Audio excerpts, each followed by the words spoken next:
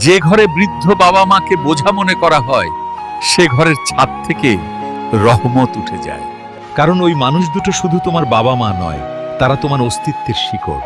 আজ তোমার কাছে তাদের বারবার বলা কথাগুলো বিরক্তিকর লাগে, তাদের পুরনো দিনের গল্প অর্থহীন মনে হয়, নিজের স্ত্রী সন্তান আর ব্যস্ত জীবনে তুমি এতটাই মগ্ন যে তাই এই শিকড়টাকে ভুলে গেছো। তুমি ভুলে গেছো এই মানুষ দুটো তাদের সমস্ত যৌবন এবং স্বপ্নকে মাটি দিয়েছে শুধু তোমার পায়ের তলার মাটি শক্ত করার জন্য। তারা কিছুই চায় না, শুধু একটু সময় এবং সম্মান চায়। কিন্তু যখন অবহেলা আর অপমানের ভারে তাদের হৃদয়টা ভেঙে টুকরো হয়ে যায়, তখন তাদের দীর্ঘশ্বাস তোমার ঘরের প্রতিটি দেয়ালে ধাক্কা খায়, আর সেই ঘর থেকে সুখ আর শান্তি পালাতে শুরু করে।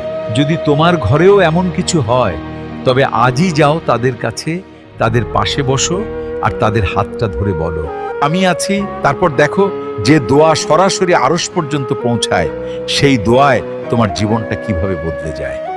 এই কথাগুলো যদি আপনার বিবেকের নাড়া দেয়, তবে ভিডিওটি সকলের মধ্যে শেয়ার করে দিন। হয়তো কোনো শিকড় আবার জোড়া লেগে যাবে।